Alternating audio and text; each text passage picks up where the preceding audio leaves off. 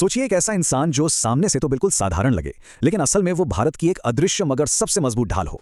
आज हम एक ऐसे ही सफर को समझने वाले हैं, अजीत डोभाल के सफर को। कहते हैं असली हीरो वो नहीं जो सुर्खियों में रहता है, बल्कि वो है जो परछाई में रहकर खामोशी से देश की रक्षा करता है। यही एक लाइन अजीत डोभाल की जिंदगी का, उनके काम का सार है, और इसी के इर्द गिर्द घूमती है उनकी पूरी कहानी। तो हर बड़ी कहानी की तरह इसकी भी एक शुरुआत है। चलिए सबसे पहले ये जानते हैं कि वो कौन सी नींव थी जिस पर अजीत डोभाल जैसे मजबूत इरादों की इमारत खड़ी हुई। साल था 1945। उत्तराखंड में एक आर्मी ऑफिसर के घर उनका जन्म हुआ। मतलब घर का माहौल अनुशासन और देशभक्ति से भरा हुआ था, और बचपन से ही उनके दिमाग में बस एक ही धुन सवार थी, देश के लिए कुछ बड़ा करना है। देश सेवा का ये सपना उन्हें सरकारी नौकरी तक तो ले आया, लेकिन उन्होंने वर्दी की पहचान से आगे बढ़कर एक ऐसा रास्ता चुना जो गुमनामी के अंधेरों में जाता था। तो आगरा यूनिवर्सिटी से ग्रेजुएशन हुई। 1968 में वो आईपीएस अधिकारी बन गए। पहली पोस्टिंग हुई केरल कैडर में, लेकिन उनकी असाधारण काबिलियत पर बहुत जल्दी किसी की नजर पड़ गई और उन्हें एक ऐसे रास्ते के लिए चुना गया जो वर्दी से कहीं आगे था। उन्हें भारत की खुफिया एजेंसी रॉ यानी रिसर्च एंड एनालिसिस विंग में शामिल कर लिया गया, वो एजेंसी जो पर्दे के पीछे रहकर देश के दुश्मनों पर नजर रखती है।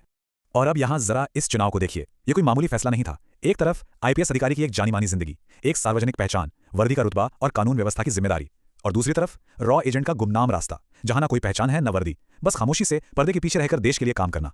उन्होंने चुना दूसरा रास्ता, सबसे मुश्किल रास्ता, और इसी रास्ते पर चलते हुए उन्हें एक ऐसे मिशन पर भेजा गया जो उनकी हिम्मत, उनकी समझदारी और सब्र की सबसे बड़ी परीक्षा साबित होने वाला था। मिशन था पाकिस्तान में एक अंडरकवर एजेंट बनकर रहना।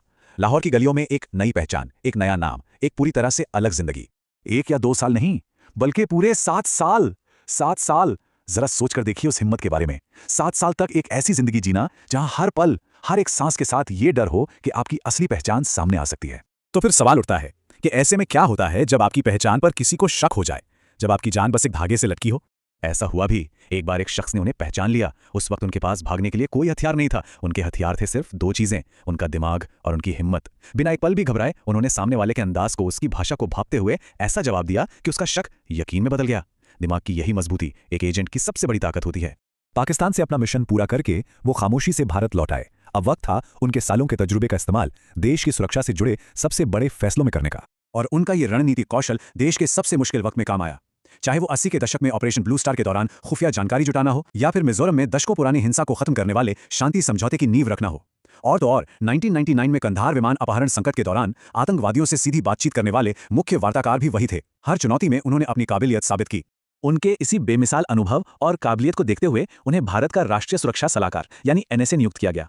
ये वो पद है जो सीधे प्रधानमंत्री को सुरक्षा मामलों पर सलाह देता है, देश की सभी सुरक्षा एजेंसियों के बीच तालमेल बिठाता है। मतलब देश का सबसे बड़ा सुरक्षा पद। और इस पद पर रहते हुए उनके जीवन भर का अनुभव एक ऐसे ऐतिहासिक मौके पर काम आया जिसने हमेशा के लिए देश की सुरक्षा नीति को एक नई दिशा दे दी। साल था 2016 और भारत की सुरक्षा नीति हमेशा के लिए बदलने वाली थी। जब भारत ने सर्जिकल स्ट्राइक को अंजाम दिया तो उस निर्णायक जवाब के पीछे की पूरी रणनीति बनाने वाले मास्टरमाइंड अजीत डोभाल ही थे। पर्दे के पीछे रहकर उन्होंने इस ऑपरेशन की पूरी योजना को आकार दिया।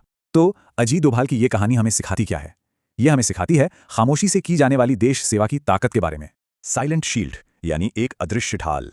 यह शब्द एक ऐसे व्यक्ति के लिए है जो बिना किसी पहचान, बिना किसी शोहरत के देश की रक्षा करता है, और जिसके काम करने के 3 मूल सिद्धांत हैं: अनुशासन, साहस और गुमनामी। तो आखिर में ये सवाल उन सभी के लिए है, खासकर उन युवाओं के लिए जो देश सेवा का सपना देखते हैं। खामोशी में रहकर बिना नाम और शोहरत की चाहत के देश की सेवा करने के लिए आखिर किन गुणों की जरूरत होती है?